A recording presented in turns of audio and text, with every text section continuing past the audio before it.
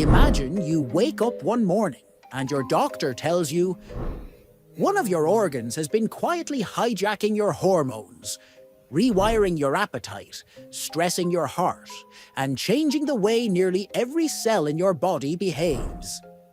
You'd probably panic and ask, which organ? My heart? My brain? My liver? And then the doctor points at your belly, your hips, the soft layer under your skin, and says, that, you're fat. Not as a moral failing, not as lack of willpower, but as an actual living organ that can either protect you or slowly turn against you. That's the strange reality we live in right now. More than 1 billion people on Earth are living with obesity. And for the first time in history, in many countries, there are more people who are obese than people who are underweight. And yet, most of the conversation is still about looks, not about what this organ is actually doing inside us. I'm Alex, and this is my aquatic co-host, Gigglefish. Today, we explore the fat problem. Why fat is not just extra weight, why it becomes so dangerous, and why none of this is as simple as just eat less. For the record, as a fish, I'd like to say, humans store energy in the weirdest places. Have you considered just being a seal? They make it look stylish. Let's start with a slightly unsettling idea. Fat is an organ. Not just a passive storage bag for extra calories, but a real biological system called adipose tissue. It has blood vessels, nerve connections, and most importantly, it talks. It sends messages to your brain, your liver, your muscles, your immune system. It releases hormones and signaling molecules that help control hunger, energy use, inflammation, even reproduction. When everything is in balance, this organ quietly protects you. It stores energy for later, keeps you warm, cushions your organs, and helps keep your hormones in a healthy range. If you didn't have enough fat, you'd have other problems. Infertility, weak bones, constant fatigue, a weakened immune system, mental health struggles. So the story is not fat bad, no fat good. The story is that fat is powerful. And like any powerful system, when it's pushed too far, it can become chaotic and destructive. To understand why this organ became such a big problem, we have to zoom out and look at human history. For millions of years, food was rare and hard to get. You had to move, hunt, dig, climb, walk for hours. There were long stretches of scarcity, and your body adapted to treat every extra calorie as precious treasure. Fat cells became the vault. Eat a bit more than you burn today, your fat organ tucks it away for the famine that might come tomorrow. That system made perfect sense when your kitchen was a forest or a savanna. Then, in just a few generations, the world changed faster than our biology. Now we live in a world where ultra-processed, hyper-palatable food is everywhere. Cheap, convenient, full of sugar, refined carbs, and certain fats that your brain absolutely loves. You don't have to walk 10 kilometers for it. You tap a screen and it appears at your door. The energy density is huge in very small volumes, which means you can swallow a lot of calories before your stomach really notices. On top of that, this food is engineered to be irresistible. Salty, sweet, crunchy, creamy, all in one bite. Your ancient brain, designed to celebrate the rare discovery of a honeycomb or a roasted animal, is now bombarded with this feeling every single day. And companies spend billions making sure it's advertised to you, and especially to children from as early as possible. So you get a mismatch, a survival system built for scarcity, dropped into a world of endless snacks. It's like evolving to love rivers. And then someone dumps you in an all-you-can-swim chocolate fountain. At some point, it's not just personal responsibility, it's a trap. That's why, globally, obesity rates have more than doubled in recent decades, and they're still rising. Not because humanity suddenly became weaker or lazier as a personality trait, but because we redesigned our food environment and daily life in a way that overwhelms the old controls. Less movement, more screens, more stress, more cheap processed food. For many people, the default path is to slowly gain fat year after year without ever choosing it in a conscious way. But here's where it gets really serious. Gaining some fat is not automatically a disaster. What matters a lot is where your fat sits and what it's doing. Under your skin, you have subcutaneous fat, the softer, squishy fat on your arms, legs, hips, and belly. It insulates you and stores energy. Then, deeper inside your abdomen, you have visceral fat. That's the fat packed around your organs, like your liver, intestines, and pancreas. Visceral fat is like a very talkative neighbor with access to your blood vessels. It's more metabolically active, more sensitive to stress hormones like cortisol and adrenaline. And it can release fatty acids and inflammatory molecules straight into the bloodstream that flows directly to your liver and other organs. Two people can have the same weight, the same total amount of fat, but very different health outcomes, depending on how much of that fat is visceral. The apple shape with more fat in the torso. So not all fluff is created equal. A little on the hips might just be storage. A big cushion wrapped around your liver? That's like bubble wrap. That yells at your hormones all day. As you gain more visceral fat, something starts to go wrong. Imagine each fat cell like a small balloon with its own blood supply. When you consistently eat more energy than you use, those balloons fill and fill and fill.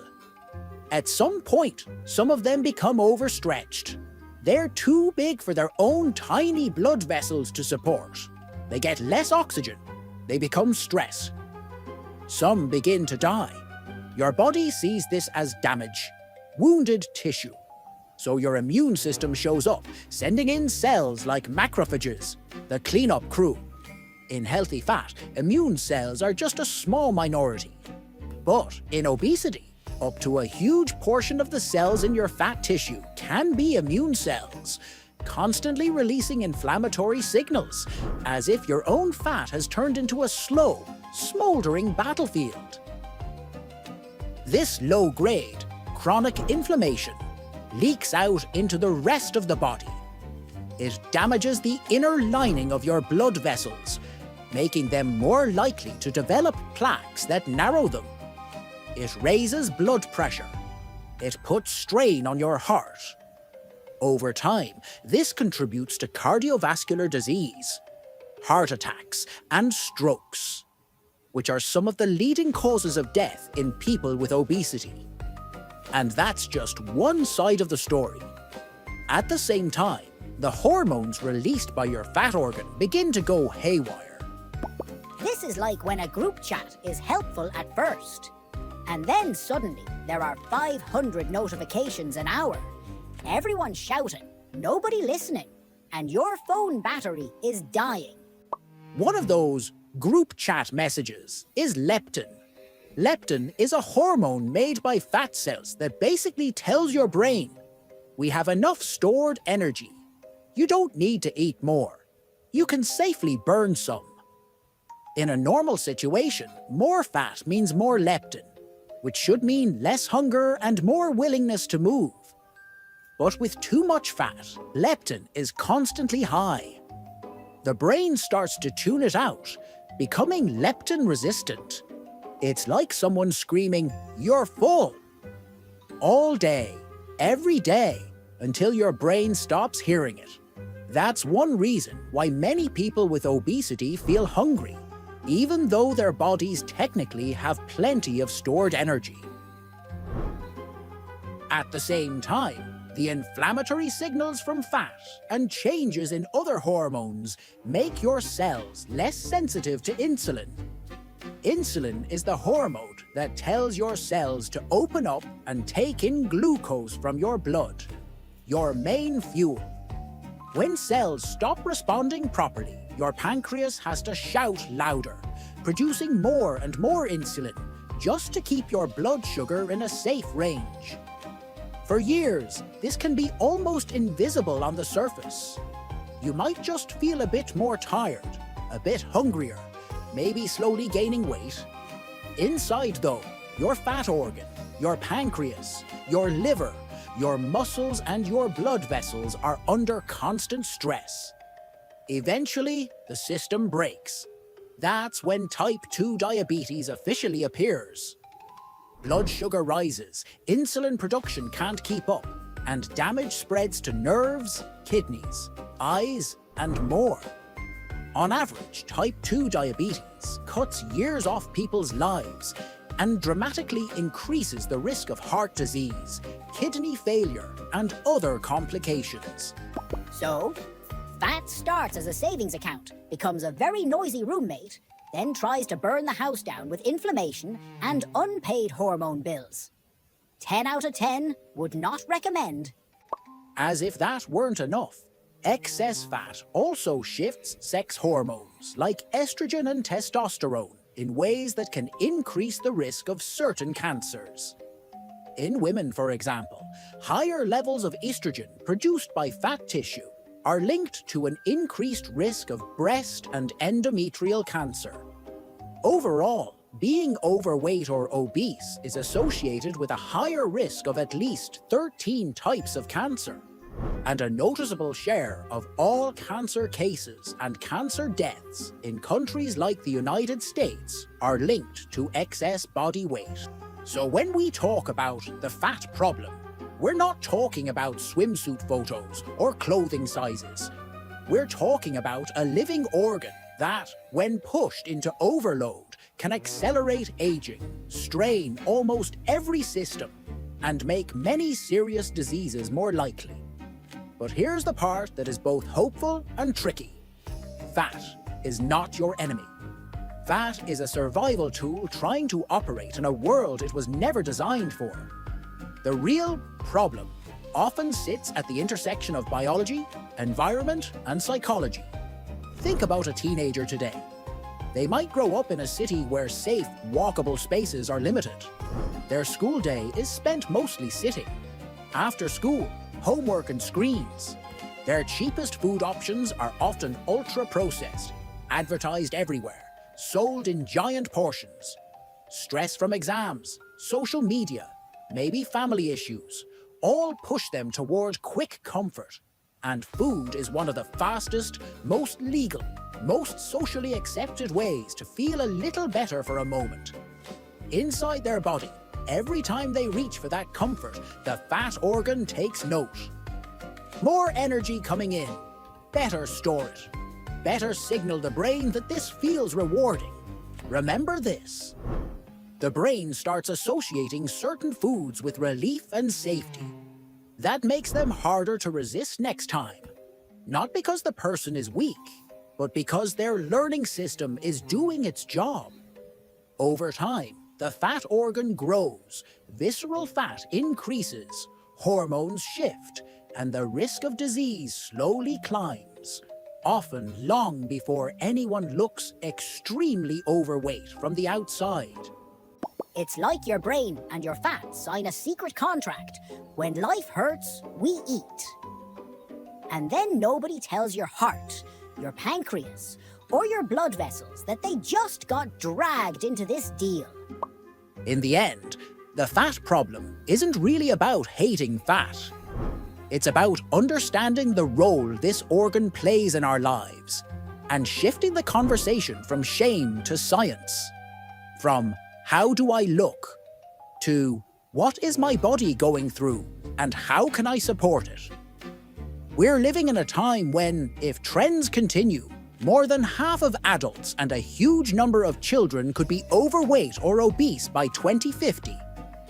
That means almost everyone will be touched by this issue, either personally or through someone they love. This isn't a niche topic. It's one of the biggest health stories of our century. But inside that big story, there are millions of small, personal stories. Stories of people learning what's actually happening inside their bodies. Stories of tiny habits adding up. Stories of falling down and trying again.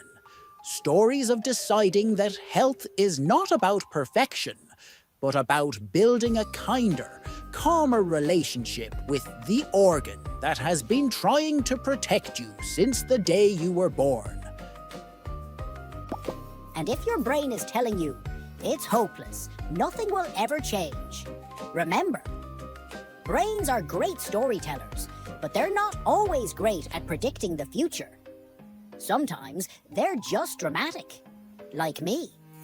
And maybe, someday, stories where future teenagers look back and say, wait, they used to design cities and food systems that made everyone sick? What were they thinking? I'm Gigglefish, your slightly squishy, extremely supportive co-host.